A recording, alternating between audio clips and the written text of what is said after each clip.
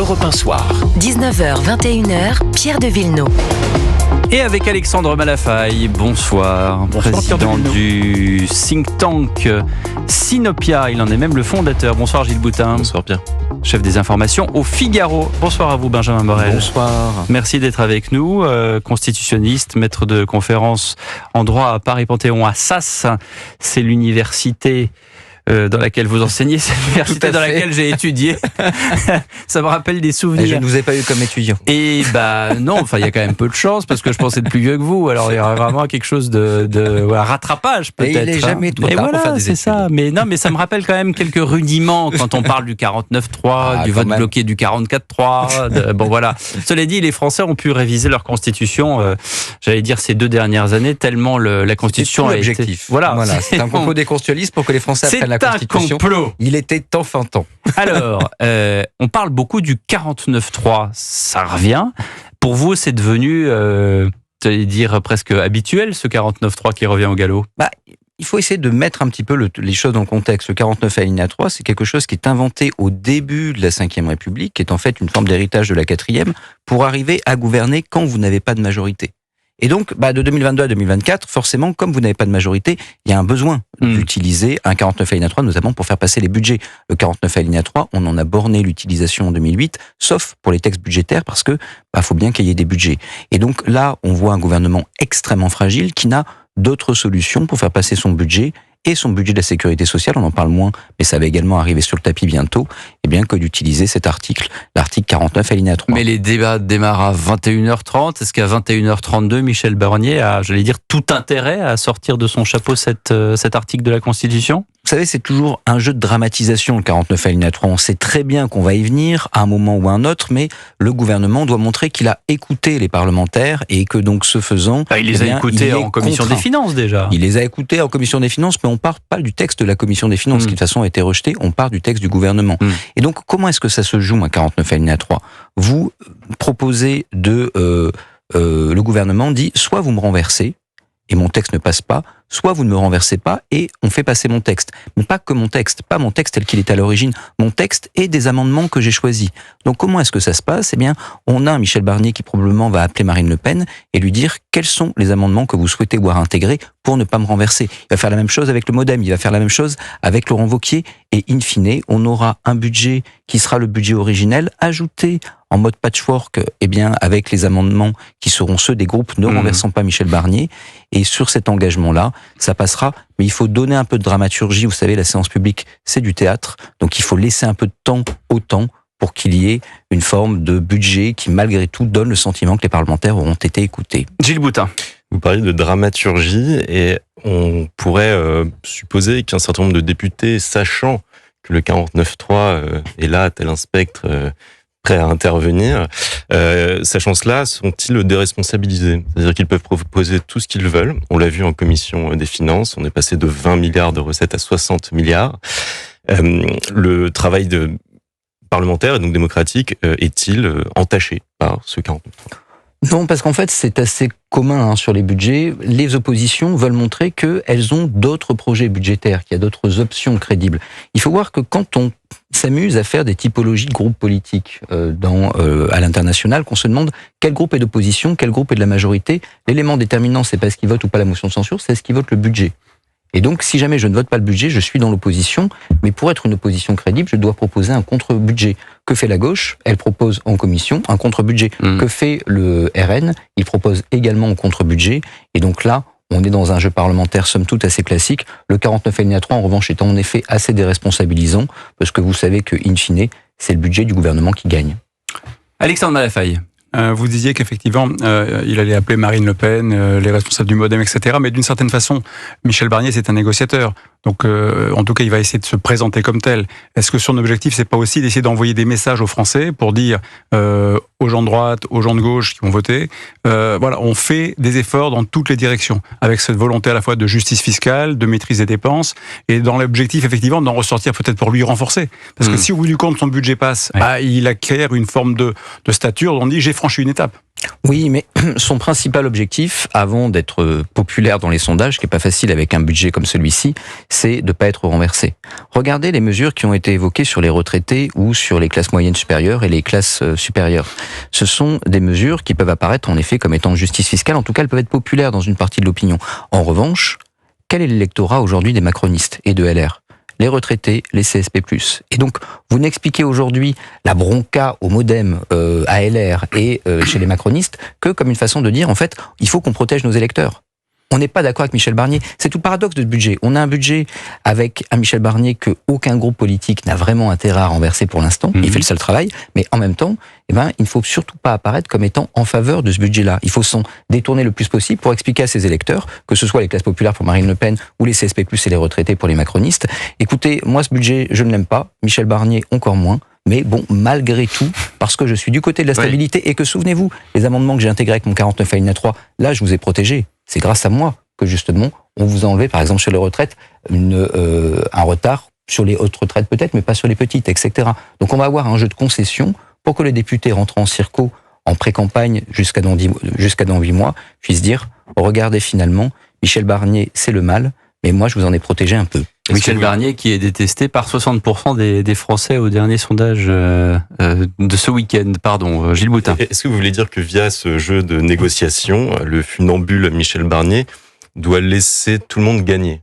Exactement. C'est-à-dire qu'il faut que Marine Le Pen n'a pas envie de censurer le gouvernement, parce qu'aujourd'hui, pour tout un tas de raisons qu'on pourrait analyser. Tout le temps. Hein. Mais bien sûr, parce que il faut qu'elle montre qu'elle est d'opposition. Il faut qu'elle montre qu'elle est d'opposition. Elle n'a pas intérêt à censurer le gouvernement, mais elle doit justifier au regard de son électorat de ne pas le censurer. D'où l'idée que peut-être demain une loi immigration, d'où l'idée que, on va lui faire des concessions pour que demain elle puisse dire à ses électeurs, je n'ai pas censuré Michel Barnier, mais j'avais quand même des raisons. C'était soit ça ou le chaos, soit, qui plus est, je vous ai enlevé les principaux irritants de ce budget, j'ai gagné des batailles politiques, donc je vous ai protégé. Ça permet à Marine Le Pen d'éviter la censure, comme de l'autre côté, pour les raisons qu'on évoquait, les macronistes, également de ne pas s'inscrire totalement en faux vis-à-vis de ce gouvernement. Alexandre. Est-ce qu'il y a une autre voie ? Est-ce que le gouvernement peut présenter le budget et faire en sorte que malgré tout il soit voté ? Parce que si on additionne les macronistes et la droite, on dépasse le nouveau Front populaire. Et si le RN s'abstient, potentiellement ça pourrait passer. Ou alors est-ce qu'il y a une autre voie qui consiste à renvoyer le texte vers le Sénat après un délai de débat interminable ? Alors, du point de vue de l'Assemblée nationale, il y a très peu de chances que ça passe autrement que par 49 alinéa 3. La vraie question, c'est le tic-tac et la date. Si jamais on passe un délai de 40 jours, en effet, ça va directement au Sénat, ce qui peut être intéressant pour le gouvernement, parce que le texte qu'il enverra au Sénat ne sera pas forcément le texte qui aurait été déposé à l'Assemblée. Pendant 40 jours, donc il peut intégrer des choses. Alors, pendant 40 jours, j'arrête juste, je mets sur pause une minute. Donc ça veut dire qu'au moment où le texte passe au Sénat, vous dites ça n'est pas le même texte. Ça veut dire quoi ? Ça veut dire qu'il peut modifier son texte entre-temps. Mais qui ? Le gouvernement. Il l'a fait sur la réforme des retraites, c'était sur un autre article, c'était le 49.1 sur les PLFSS, mais bon, c'est à peu près un copier-coller du sur la loi 47 de finances de la sécurité sociale. Donc on peut avoir une autre copie, mais il y a quand même une difficulté politique, parce que vous avez un budget qui donc n'a pas été touché par l'Assemblée. Ouais. Il passe au Sénat, le Sénat le vote, c'est merveilleux. Il y a ensuite une commission mixte paritaire. Cette commission mixte paritaire, elle se fait donc sur la version du Sénat. Il revient quand même à l'Assemblée, votre budget. Ben oui. Et Marine Le Pen n'y a pas touché, pas plus que Laurent Wauquiez, pas plus que les macronistes. Et donc ils vont être un peu embêtés pour ne pas voter la censure, alors qu'ils n'ont obtenu rien du tout. Et donc dans cette situation-là, je crois assez peu à l'usage du délai des 40 jours pour faire passer directement les choses au Sénat. Juridiquement, ça tient. En revanche, politiquement, c'est plus compliqué. Alexandre, pardon, je vous ai coupé au milieu du gué. Non, c'était cette question de savoir si effectivement on échappait à une autre forme de décision ou de sanction que celle du 49.3. C'était ça la question. Sachant qu'il y a aussi le 44.3, alors ça je disais dans toute la panoplie de la Constitution, et ça on s'en souvient, c'était au moment du vote sur les retraites, où d'ailleurs il y a eu cette phrase de Patrick Kanner, qui était donc de l'opposition socialiste, qui avait dit, écoutez, qu'est-ce que vous voulez que je vous dise ? La messe est dite, hein, voilà, donc rien trouvé de mieux, mais c'est comme si on lui avait tiré un rideau, vous savez les rideaux qu'il y a chez les commerçants, là, schlac, comme ça devant le nez, voilà, maintenant terminé, effectivement, et c'est comme ça que le texte sur les retraites est passé, ensuite revenu à l'Assemblée. C'est une possibilité en effet, mais le vote bloqué vous garantit pas d'un vote négatif. En d'autres termes, ce qui avait sorti ça, 44.3. Marine Le Pen, alors en fait, il n'y a pas de 49 alinéa 3 au Sénat, parce qu'il n'y a pas de motion de censure au Sénat. Donc le vote bloqué est utile. En revanche, l'Assemblée nationale, si les Marine Le Pen ne peut pas voter ce budget, parce que ça voudrait dire que elle serait vraiment dans la majorité et qu'elle accepterait toutes les mesures de ce budget. En revanche, elle peut ne pas voter la censure.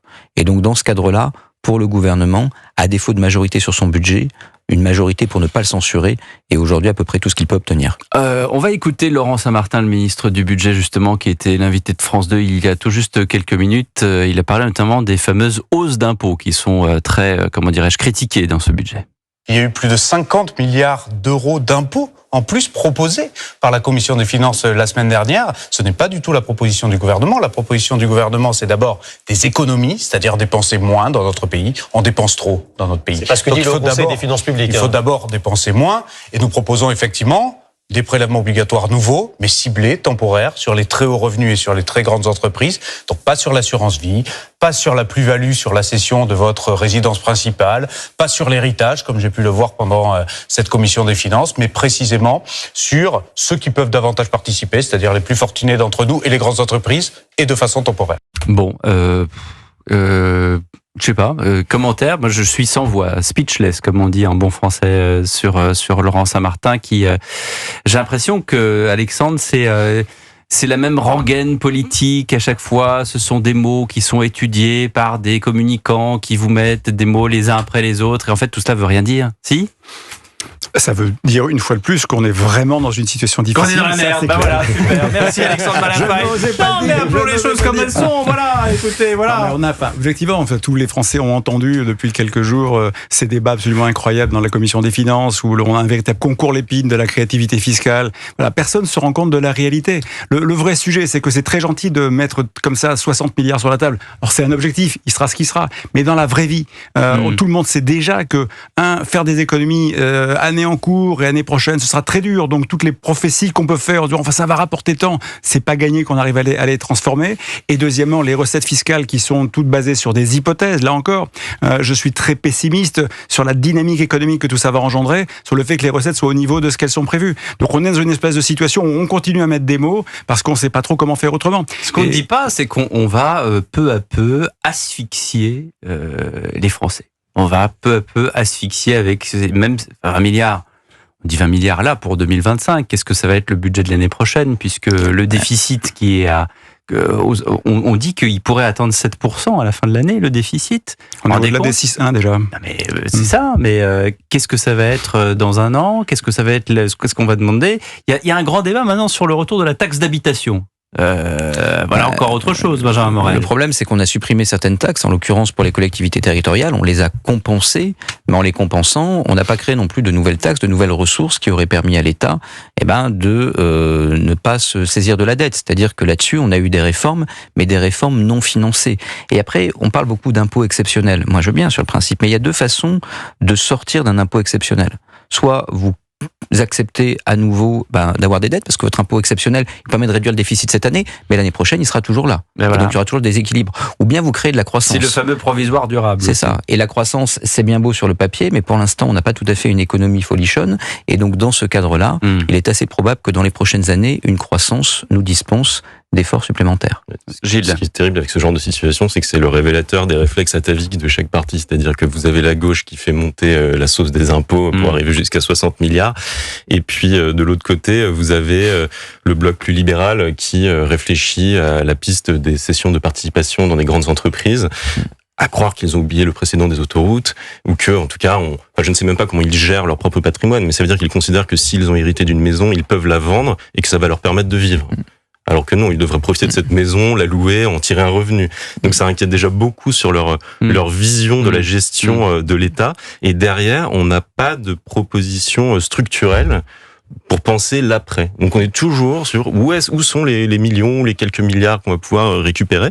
Et c'est assez inquiétant. C'est le fameux puits sans fond, et surtout c'était totalement, j'allais dire, c'était pas attendu du pays qu'on appelle la 5e puissance du monde. Enfin, je sais plus où on en est d'ailleurs dans le classement, parce que on était 3e, 4e, 5e. Maintenant, je crois qu'on est 7e. Enfin, ça dépend du point de vue militaire ou du point de vue économique. Alors militaire, je crois qu'on est encore 5e, mais économique, on est 7e. On est plutôt 7e, oui. Ouais, c'est ça. Bon, voilà. On va marquer une pause, les amis, si vous le voulez bien. Je vous signale d'ailleurs que vous pouvez gagner un séjour. Alors ça, c'est toujours important. Alors dans ce cas-là, on m'apporte une fiche. Benoît Levionneau m'apporte une fiche tout en couleur.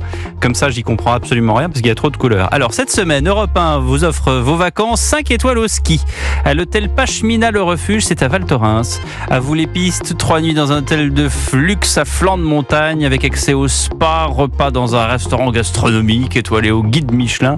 On a dit qu'on faisait des économies, non, c'est ça. Pour gagner cet incroyable séjour à l'hôtel Pachemina Le Refuge à Val Thorens, vous jouez tous les matins à 7h25. Notez bien à 7h25 avec les enfants d'Europe 1. Et nous, on se retrouve sans hôtel, sans rien et sans menu gastronomique avec Benjamin Morel, mais dans un instant pour apprendre plein de choses. À tout de suite. Europe 1 Soir. 19h, 21h, Pierre de Villeneuve. Toujours avec Benjamin Morel qui étudie le droit, qui l'enseigne, qui nous en parle. Les différentes facettes de la Constitution, on les a vues. Alors on a vu pour le budget. On n'a pas tout vu encore. Comment donc ? On n'a peut-être pas tout vu encore. On n'a peut-être pas tout vu. Qu'est-ce qui pourrait arriver ? Alors, pour avoir l'article 16 ? Alors possiblement, pour avoir l'application du budget par ordonnance aussi. On a plein encore d'autres choses à découvrir, vous savez, tout n'est pas fini. Les ordonnances, du coup, c'est quel numéro ? Parce que j'ai l'impression de jouer au loto avec vous.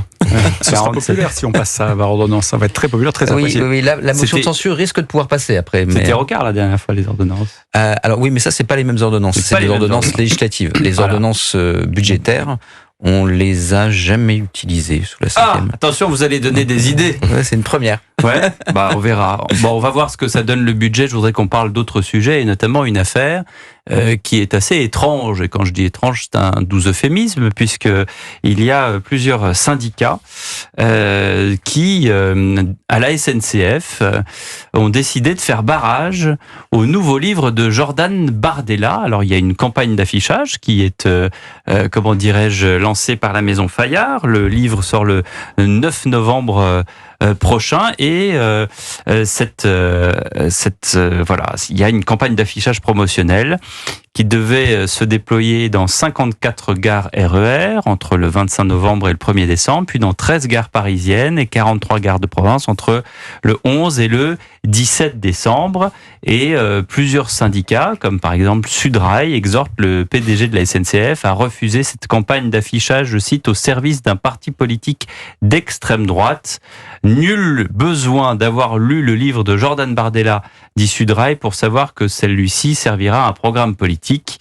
Après, il y a d'autres propos plus haineux, notamment sur les différents réseaux sociaux et notamment Facebook. Écoutez ce qu'on a dit Jordan Bardella, c'était ce matin sur CNews et Europe 1. C'est même pire que ça, c'est-à-dire qu'ils font pression, ces syndicats d'extrême gauche, sur la SNCF pour que la SNCF ne diffuse pas une campagne de publicité qui a été négociée par ma maison d'édition. Mais on voit bien là toute l'intolérance, tout le sectarisme, toute cette nostalgie de régime totalitaire qui habite aujourd'hui les esprits à gauche. D'abord, je les remercie parce que ça va très certainement faire de la publicité au bouquin, mais c'est quoi la prochaine étape ? Ils vont brûler mes livres ? Ils vont empêcher les gens d'aller acheter les livres ? Ils vont faire des manifestations contre la liberté d'expression ?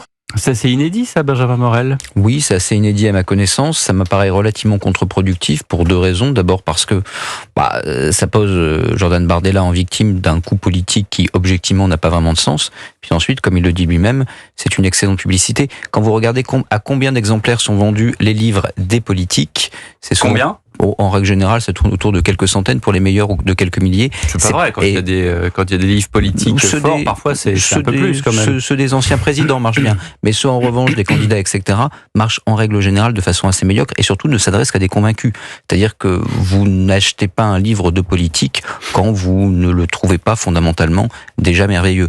Donc pour cette raison-là, l'impact du livre de Jordan Bardella sera un impact médiatique. On en parlera, il y aura des unes, etc. Là, il peut toucher, mais en revanche, les lecteurs réels, eux, ils seront relativement limités a priori et déjà convaincus. Mais il n'y a pas une règle de droit public qui dit que dans les gares, on n'a pas le droit de faire d'affichage pour un livre d'un leader politique ? Dès le moment où vous intervenez comme auteur, la question peut se poser évidemment en période de campagne, mais dès le moment où vous intervenez comme auteur, vous n'êtes pas dans l'apologie d'un parti politique. Après, avoir évidemment la tête des affiches, c'est-à-dire que si vous avez le slogan, si vous avez le logo du Rassemblement national, votez pour moi, là on tombe dans l'affichage électoral. Je l'ai pas vu moi l'affiche, mais c'est peut-être pas le cas. Et puis en l'occurrence, c'est une maison d'édition qui fait la campagne d'affichage. Donc théoriquement, c'est pas le parti, donc il ne devrait pas y avoir le logo.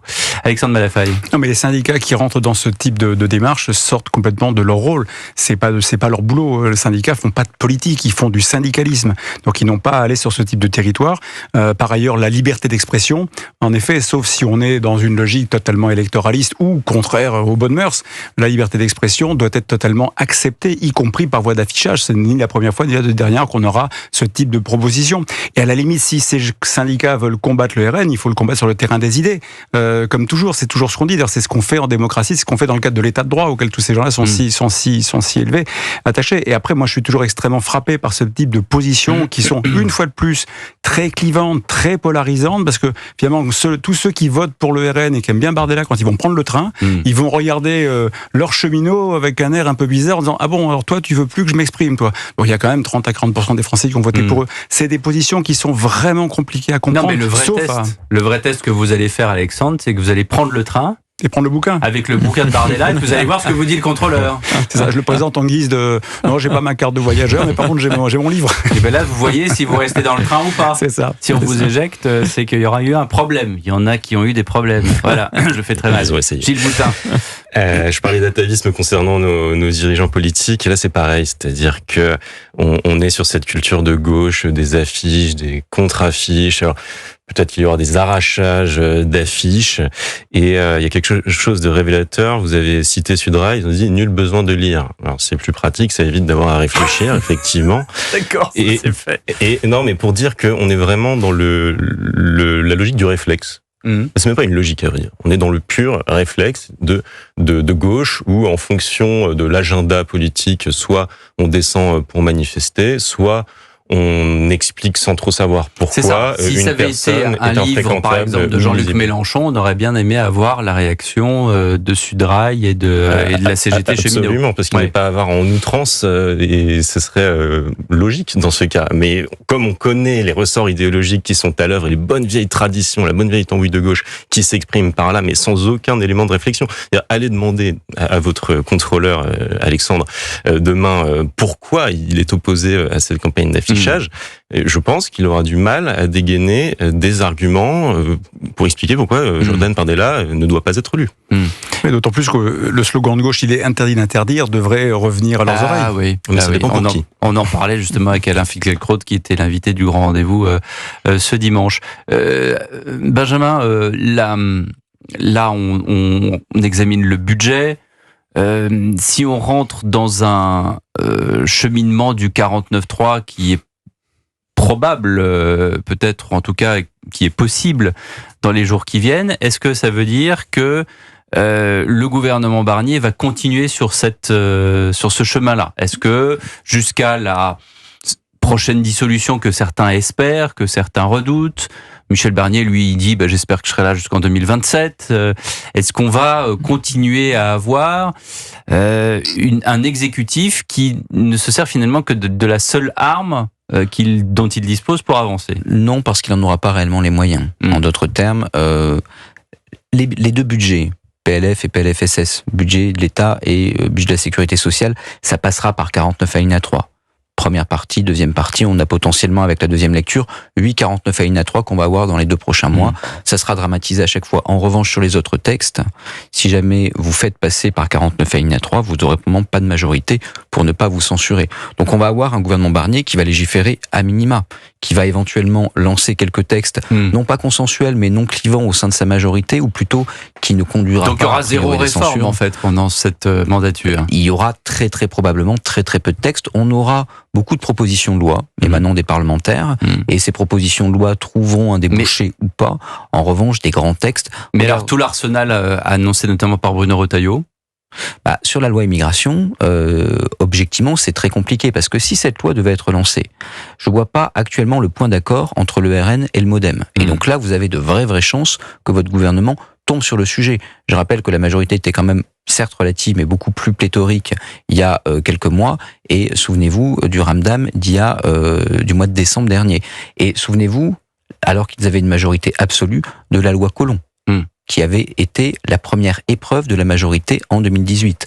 Donc, objectivement, ils auront de la chance si ça ne tombe pas. Et si ça ne tombe pas, si le texte est voté, eh bien, il y a une chance non nulle pour qu'une grande partie des dispositions soient censurées par le Conseil constitutionnel. Souvenez-vous, là aussi, la dernière fois, le Conseil avait censuré pour des raisons de forme. Qu'avait fait Bruno Retailleau derrière ? Il avait fait faire avec le groupe LR au Sénat un référendum d'initiative partagée. Et donc, on a l'avis du Conseil au fond sur tout un tas de dispositions, notamment la préférence nationale en matière d'allocation, etc. Tout ça, c'est inconstitutionnel. Donc, par définition, soit vous avez un texte extrêmement modeste que ne pourra pas soutenir le RN, soit vous avez un texte, mais qui sera censuré en grande partie, ce qui accréditera le logiciel du RN que le problème n'est pas aujourd'hui la loi, mais la Constitution. Gilles Boutin. Oui, de tous les partis d'opposition, et même pas seulement d'opposition, ont la volonté profonde de prendre la place à Matignon. Mais la question derrière, c'est qui est prêt pour cela. Et je pense que tout dépend, vous le dites bien, tout dépend du RN et de où il en est dans sa prise de maturité, notamment au niveau de sa base d'élus, de faire le tri dans les personnes, au niveau des compétences et au niveau de certains profils qui ont posé problème. Il y a aussi l'agenda judiciaire de Marine Le Pen qui doit forcément peser dans ses prises de décision. En plus de ça, si le gouvernement Barnier tombait dans les prochaines semaines ou prochains mois, on n'aurait vraiment aucune solution pour le remplacer, puisque là, on peut pas dissoudre. Donc, la question, c'est de savoir si, est-ce qu'en juin, enfin, je ne sais pas si vous partagez cette vue, est-ce qu'en juin, il reviendra finalement au RN de voter la censure ou non. Je suis pas sûr que le RN ait fondamentalement intérêt à une dissolution, parce que aujourd'hui, il est en effet faiseur de roi. Il peut dire à l'électeur de gauche, regardez, la dernière fois vous avez fait Front Républicain, maintenant le centre s'appuie sur moi. Il peut dire à l'électeur centriste, regardez, si un budget c'est grâce à moi. Ça permet de désactiver le Front Républicain. En cas de dissolution, la meilleure chose qui pourrait lui arriver, c'est Bardella à Matignon, ce qui n'est pas forcément une bonne option en vue d'une campagne de Marine Le Pen en 2027, ou au pire, de perdre cette position centrale. Il n'est pas certain aujourd'hui que le RN soit celui qui est le plus à perdre à cette situation. Alexandre Malafaille, dernier mot. Très rapidement, sur une loi sur la sécurité, par exemple, ou sur l'immigration, qu'est-ce qui empêcherait le RN de s'abstenir, et auquel cas, si la Macronie vote, je le reviens à mon argument arithmétique tout à l'heure, et si la droite vote, ça passe? Ça dépend. C'est-à-dire que si la loi en question a le soutien de l'ensemble de la majorité, ça peut potentiellement passer. Mais regardez les dernières fois, encore une fois, loi Collomb et loi Darmanin. Le point commun aujourd'hui entre Bruno Retailleau et la gauche du MoDem, il va être très très dur à trouver le point d'équilibre. Merci beaucoup Benjamin Morel d'être passé par les studios d'Europe 1, 20h43. On se retrouve dans un instant. À tout de suite.